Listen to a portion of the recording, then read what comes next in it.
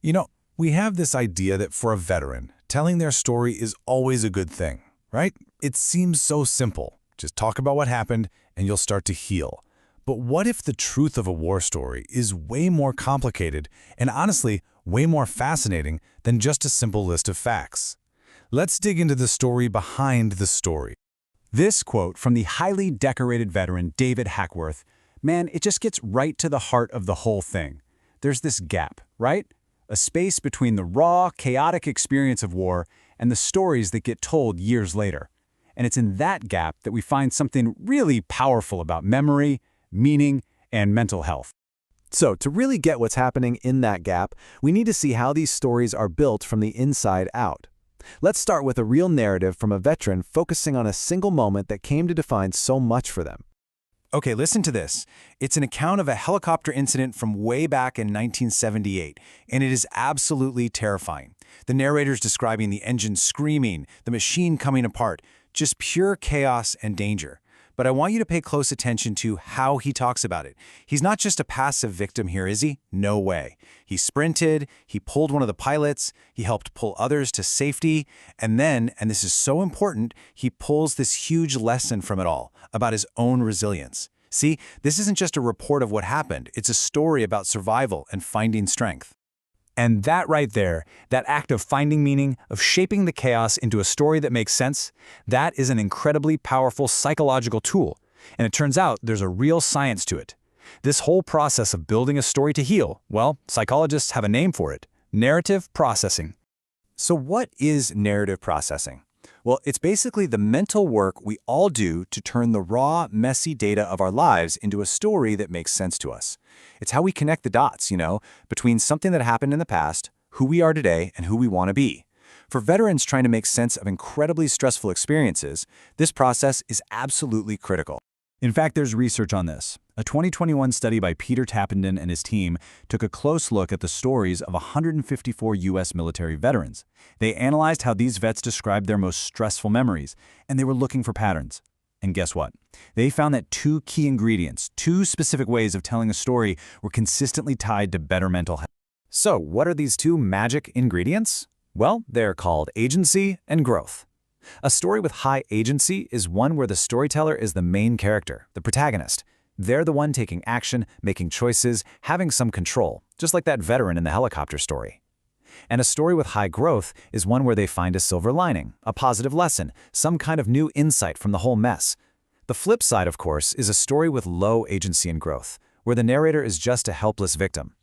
It's the difference between saying, "I took action and it taught me something," versus, "This happened to me and it broke me." And wow, when you look at the results from that study, they are just striking. This chart shows the level of trauma symptoms the veterans reported. And as you can plainly see, the vets who frame their stories with low agency and growth, the stories of helplessness, they reported way higher symptoms of PTSD, depression, and anxiety. The story you tell yourself about your past literally shapes your mental health in the present. The takeaway is huge. A healing story is an empowered story. So if you craft a story of agency and growth, it's good for your mental health. Simple enough, case closed, right? Well, hang on, not so fast. This brings us to a really tricky and fascinating question. Does a story have to be 100% factually accurate to be powerful? Or to be true in a totally different way? To answer that, we have to zoom out a little bit. We have to look outside the individual's mind and into the culture around them. Because it turns out, these stories don't just spring out of personal memory alone. They're also shaped by this shared collection of narratives that are just floating around in our society. Okay, check this out. It's an incredibly tense story. A soldier's on patrol, and he steps on a bouncing Betty mine. He hears that click. He freezes. His buddies have to figure out how to save him. Finally, they tie a rope around his waist, they yank him off, and the mine goes off, but he's safe. Ooh, it's this perfect little story of suspense, teamwork, and survival. But here's the wild part. Historians and journalists have talked to countless veterans over the years, and they have heard this exact story, which is tiny little changes over and over and over again. It's become a kind of legend, a parable that gets passed around in military culture. So what's going on here? Well, there's a concept for this, and it's called a cultural script. Think of them like ready-made storylines our culture provides for certain kinds of experiences. These scripts give veterans a template, a way to shape their chaotic memories into a story that makes sense, a story of heroism or survival. And sometimes their personal memories blend these powerful shared tales. So, what are we dealing with here? We've got two huge forces at play. On one hand, there's the internal psychological need to create a story of agency and growth. And on the other, you have these external cultural scripts that give you the templates for those very stories. How in the world do we make sense of that? The author and Vietnam veteran TimOBrien actually gave us a brilliant way to think about this.